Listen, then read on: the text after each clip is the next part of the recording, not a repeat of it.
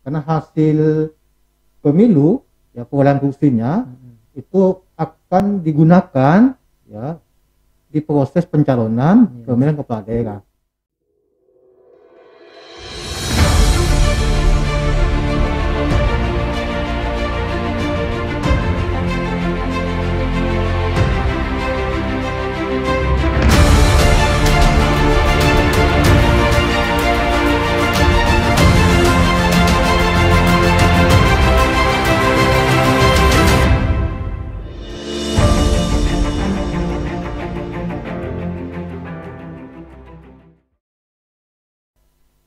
Pergi ke Bali naik pesawat terbang, bertemu kembali di podcast KPU Ketapang. Apa kabar kawan-kawan pemilih? Pasti selalu sehat dan tanpa kurang suatu apapun. Seperti yang kita tahu sama-sama bahwa di pemberitaan baik itu di media televisi, elektronik, cetak, bahkan di media sosial, bahwa kedepannya ini pemilu akan dilaksanakan secara serentak di tahun 2024. Nah, pelaksanaan pemilu sesuai regulasi itu adalah harga mati bagi KPU. Nah, seperti apa pengaturan regulasi di pemilu 2024 mendatang? Bersama kita telah hadir anggota Komisi Pemilihan Umum Kabupaten Ketapang, Divisi Teknis Penyelenggaraan, Bapak Ahmad Siddiq. Apa kabar, Pak? Alhamdulillah sehat. Sehat, Pak ya. Masa pandemi sehat, Pak ya. Sehat. Terprokes di Kedepan ini kan Pak pemilu ini serentak dari 2024. Maksudnya serentak ini apa, Pak? Pemilu apa saja nanti yang akan dilaksanakan di tahun 2024? Di tahun 2024 keserentakan ini maksud gitu ya, karena ada dua pemilu itu pemilihan umum, pemilihan nasional ya, dengan pemilihan kepala daerah dilaksanakan secara serentak di tahun yang sama ya, itu makna keserentakan, tapi maknanya tidak dalam hari yang sama pengurutannya, hanya tahun yang sama dilaksanakannya, itu yang dimaknai keserentakan terkait dengan pemilu tahun 2024 dan pemilihan kepala daerah tahun 2024. Jadi pemilu yang biasa kita laksanakan ya kalau 5 tahun sekali lah Pak ya, itu nanti sekaligus Pak ya, langsung jadi dengan pemilihan kepala daerah. Langsung pemilu kepala daerahnya juga, langsung pemilu presidennya Pak ya kalau yang nasional ya. Nah, terus terkait rencana pelaksanaan ini Pak, regulasi seperti apa ini Pak yang mengatur 2024 ini? Karena kan dia dua pemilihan dijadikan satu. Regulasi seperti apa yang mengatur? Ya, baik. Paling tidak itu ada tiga regulasi pokok yang menjadi rujukan pelaksanaan pemilu dan pemilihan kepala daerah serentak tahun 2024. Ya, pertama terkait dengan pemilu, konstitusi kita itu ya, mengatur untuk jabatan presiden itu 5 tahun. Ya, kalau kita tarik pemilu 2019 ke 2024 itu pas 5 tahun itu ya, itu yang pertama. Yang kedua, di Undang-Undang 7 tahun 2017 itu ya, memang tidak mengatur, tidak menyebutkan kapan pemilu berikutnya dilaksanakan, tapi di dalamnya tersurat ya, utamanya di pasal 167 bahwa hanya disebutkan bahwa hari pemungutan suara itu dilaksanakan hari libur atau hari yang diliburkan nasional. Yang berikutnya, di poin berikutnya, bahwa tahapan pemilu itu dilaksanakan 20 bulan sebelum hari pemungutan suara gitu ya. Yang berikutnya paling prinsip itu ya, 14 hari ya, 14 hari calon terpilih sebelum masa berakhirnya jabatan presiden. Padahal sebelum itu maka calon terpilih sudah harus ditetapkan, sehingga presiden itu kan berakhir di Oktober 2024, sehingga bisa ditarik ke belakang itu ya, 20 bulan tarik ke belakang itu ya tahapan yang dimaksud di pemilu. Sementara untuk rujukan pemilihan kepala daerah itu kita masih merujuk ke Undang-Undang 10 tahun 2015 yang mengatur tentang pemilihan kepala daerah ya, gubernur, bupati, wali kota itu ya. Di undang-undang itu utamanya di pasal 201 sudah tersebutkan dengan tegas bahwa pemilihan kepala daerah di tahun 2024 itu bahkan disebutkan bulannya itu akan dilaksanakan di bulan November gitu ya, di bulan November tahun 2024. Jadi ada dua undang-undang yang menjadi rujukan pemilu dan pemilihan kepala daerah serentak tahun 2004 ditambah dengan konstitusi pastinya sebagai kebutuhan utama. Terus kan ini ada 2 undang-undang lah Pak ya. Intinya tadi 2 undang-undang, ada nomor 7 tahun 2017 dan nomor 10 tahun 2016. Skenario pelaksanaan regulasi ini gimana Pak? Apakah dua-duanya dijalankan atau mungkin ada penggabungan regulasi atau seperti apa Pak? Skenario pelaksanaan regulasi ini untuk nanti di tahun 2024. Ya, baik.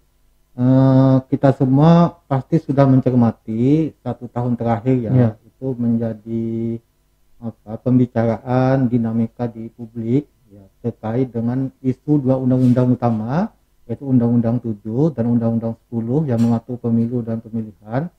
Itu kan di awal itu kan kewenangan pemerintah ya, dengan DPR punya kewenangan, itu akan ada revisi gitu ya, dan perubahan. Ya, ternyata ya berjalan waktu 2 undang-undang ini ada kesepakatan politik ya, itu di tingkat nasional. Tentu presiden dengan pemerintah dan DPR ya, itu tidak jadi merevisi atau merubah 2 undang-undang itu, sehingga kita tahu bersama itu dihilangkan dari prolegnas dengan sendirinya ya, masih merujuk kepada 2 undang-undang itu ya, Undang-Undang 7 dan Undang-Undang 10. Yang berikutnya ya ada kesepahaman ya, semacam tripartit lembaga ya, antara pemerintah, DPR dengan penyelenggara, dalam ini KPU, Bawaslu ya, dan DKPP, bahwa pemilu dengan pemilihan serentak tahun 2004 itu tetap dilaksanakan sesuai dengan undang-undang itu. Tinggal ada pengaturan teknis seperti apa itu yang masih berjalan di 3 pihak ini. Ya, jadi yang pasti Undang-Undang nomor 7 tahun 2017 dan Undang-Undang nomor 10 tahun 2016 ini masih dipakai Pak ya? Iya. Sebagai dasar pelaksanaan pemilu nanti. Terus kan itu kalau bicara pemilu ini pasti ada tahapan nih Pak. Bicaranya tahapan. Gimana pengaturan tahapan? Tentu tahapan ini pasti berbeda kan antara pemilu nasional dan pemilu kepala daerah, ini pasti berbeda tahapannya. Irisan tahapan ini gimana cara menganutnya nih Pak, menghadapinya nanti kaitan dengan tahapan ya? Ya baik. Di undang-undang pasti tidak detail ngomong tahapan. Tadi saya sampaikan di Undang-Undang 7 yang mengatur tentang pemilihan umum itu hanya membunyikan ya di poin pasal 167 itu bahwa tahapan itu dilaksanakan selama 20 bulan sebelum hari pemungutan suara itu ya.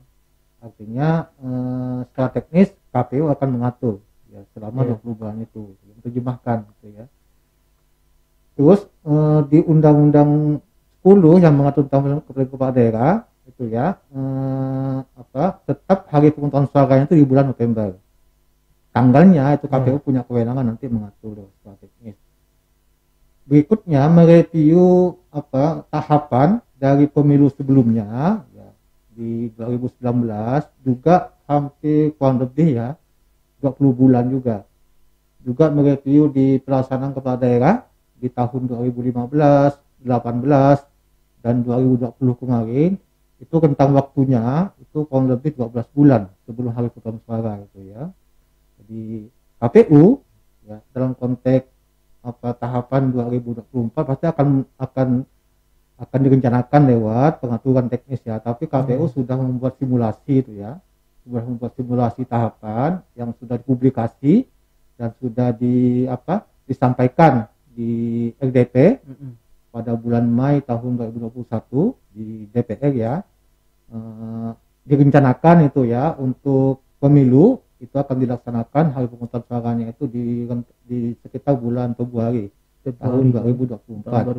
Sementara hari pemungutan suara di pemilihan kepala daerahnya itu akan dilaksanakan di bulan November tahun 2024 itu ya, terkait dengan itu tinggal ditarik belakang itu ya 2024 itu. Maka itu pengaturan tahapan yang menerjemahkan bahasa undang-undang ya, bahasa undang-undang. Ya, terkait dengan tahapan. Artinya nanti KPU akan membuat tahapan lah Pak ya, berdasarkan undang-undang itu ya, menerjemahkan lewat peraturan KPU. Biasa dalam bentuk peraturan KPU atau biasa disingkat PKPU Pak. Nah, terus kalau kita bicara tahapan lagi, yang paling dekat nanti apa Pak? Tahapan itu.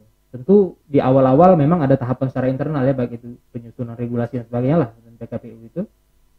Kalau untuk partai politik ini nanti yang paling dekat apa tahapan itu? Ya, Baik.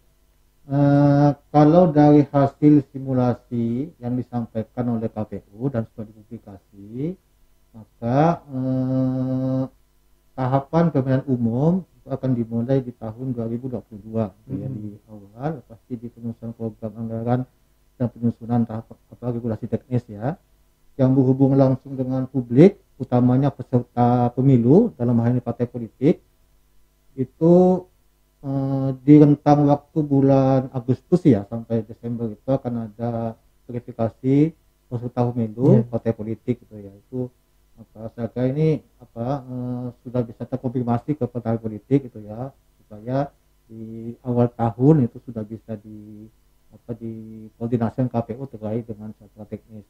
Yang berikutnya di 2022 itu ada tahapan penting juga, itu di rentang waktu Oktober ya sampai Desember ya, sampai dengan awal tahun 2023 itu akan ada proses penataan daerah pemilihan dapil itu ya, di ini itu terkait dengan tahapan terdekat ya yang penting diketahui oleh publik, utamanya di partai politik.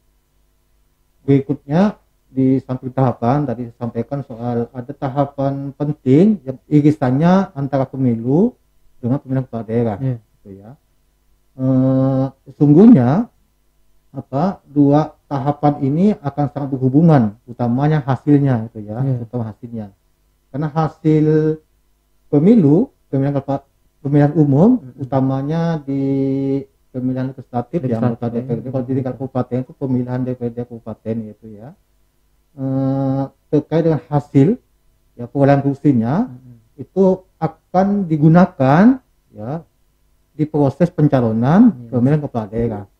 Oleh sebab itu pasti diperhitungkan kecukupan waktu ya, kecukupan waktu yang dihasilkan oleh pemilu dalam pemilu terutama pemilihan kursinya ya, itu supaya ada cukup waktu pada tahapan proses pemilihan kepala daerah gitu ya, yang nanti akan digelar di bulan November. Maka KPU akan mengatur misalnya kecukupan waktu soal sengketa, jangan sampai misalnya berlarut-larut sengketa tidak ditata dengan baik sehingga misalnya melewati waktu tahapan pencalonan pemilihan kepala daerah.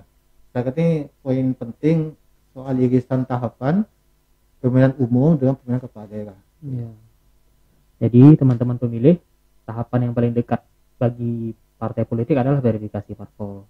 Mulai dari sekarang kawan-kawan pemilih yang mungkin berkecimpung di partai politik, bolehlah untuk mulai menyiapkan partainya.